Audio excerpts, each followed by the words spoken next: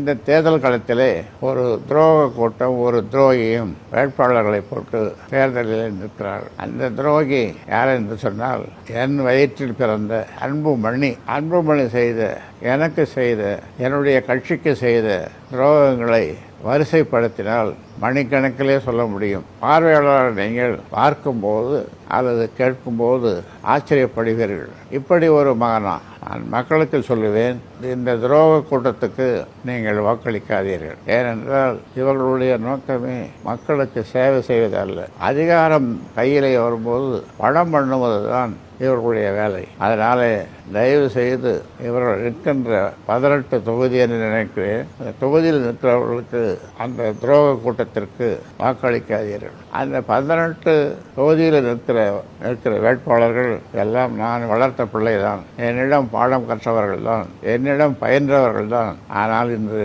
பணத்திற்காக அணி மாறி அங்கே அன்புமணியிடம் போய் நிற்கிறார்கள். அவர்களுடைய நோக்கமெல்லாம், அவர்கள் சொல்வதெல்லாம் அதிகாரம் இருந்தால்தான் மக்களுக்கு சேவை செய்ய முடியும். ஆனால் உண்மையிலேயே அதிகாரம் இருந்தால்தான் மக்களுக்கு சேவை செய்ய முடியும் என்பது உண்மைதான். ஆனால் இவர்களுடைய நோக்கம் அதிகாரத்தை பெற்று மக்களுக்கு சேவை செய்வதல்ல, பணம் பண்ணுகிற வேலையைத்தான், அந்த கலையைத்தான் இவர்கள் கற்றிருக்கிறார்கள். இதிலிருந்து உங்களுக்கு தெரிவது, மக்களுக்கு தெரிவது, இவருடைய நோக்கம் மக்களுக்கு சேவை செய்வதல்ல. அதனாலே தான் இவர் வீட்டிலேயே படுத்துக்கொண்டு தன்னுடைய மனைவியை தேர்தலில், அது நாடாளுமன்ற தேர்தலாக இருந்தாலும் சட்டமன்ற தேர்தலாக இருந்தாலும் தன் மனைவியை நிற்க வைக்கிறார். இவர் நேராக களம் காண வேண்டியது தானே. பாராளுமன்றத்திலேயும் நாடாளுமன்றத்திலேயும் இவர் சில நாட்கள் தான் அங்கு சென்றார். ரொம்ப குறைவு, இந்தியாவிலேயே ரொம்ப குறைவாக இந்த இரு அவைகளுக்கும் சென்றது இவர்தான். இந்த மாதிரியான பயிற்சியை நான் கொடுக்கவில்லை. நான் கொடுத்த பயிற்சி மக்களுக்கான பிரச்சனைகள் ஏராளமாக இருக்கின்றன. அந்த பிரச்சனைகளை நாடாளுமன்றத்திலோ அல்லது சட்டமன்றத்திலோ பேச வேண்டும், வெளிக்கொண்டு வர வேண்டும் என்பதுதான். நேர்மாறாக டெல்லிக்கு போனால்தானே பேசுவதற்கு, போகாமல் இங்கே இருந்து கொண்டு இந்த ஆள் பிடிக்க வேலை, அப்பனுக்கு பங்கு வைத்த சொப்பன் என்று சொல்லுவார்கள். எனக்கு உழவு பார்த்த பிள்ளை என்று சொல்லுவதற்கு எனக்கு வெட்கமாக இருக்கிறது.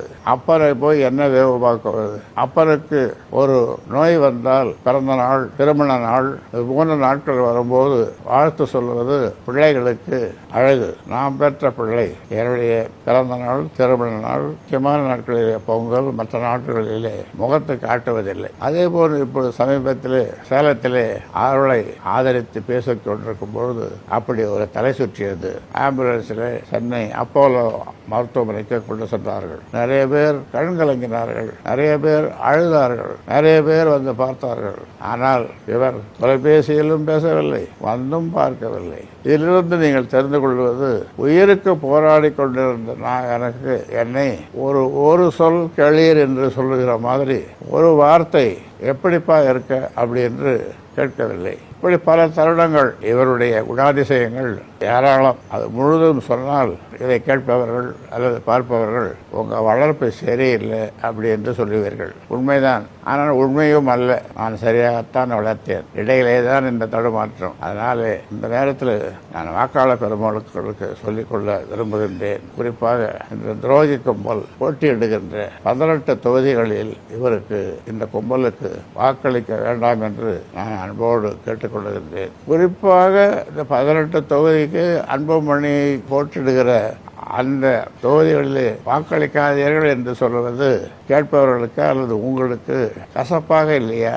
இந்த கும்பல், நான் ஏன் இதை சொல்லுகிறேன் என்று சொன்னால், வாக்களிக்க கூடாது என்று சொல்கிறேன் என்று சொன்னால், அதிலும் குறிப்பாக இந்த 18 தொகுதிகளிலே இந்த கும்பல் போட்டியிடுகிற தொகுதிகளிலே வாக்களிக்க கூடாது என்று சொல்கிறேன் என்று சொன்னால், இவர்கள் முதலிலே சட்டமன்றத்திற்கு செல்லும் போது சென்று அங்கே எதையும் இவர்கள் செய்ய போவதில்லை. பணம் பண்ணுகிற வித்தையை எங்கே கற்றுக் கொடுக்கிறார்கள், எங்கே சொல்லுகிறார்கள், எங்கே பாட சொல்லுகிறார்கள், அந்த வேலையைத்தான் அவர்கள் செய்வார்கள். மக்களை பற்றி கவலைப்பட மாட்டார்கள். ஏனென்றால் அவருடைய துரோகி கும்பலுடைய தலைவர் அந்த வித்தையை இவர்களுக்கு சொல்லிக் கொடுத்திருக்கிறார். வாக்காளர் பெருமக்களே, நல்லவர்களை தேர்ந்தெடுங்கள், உங்களுக்கு சேவை செய்கிறவர்களை தேர்ந்தெடுங்கள் என்று உங்களை அன்போடு விரும்பி வேண்டி கேட்டுக்கொள்கின்றேன்.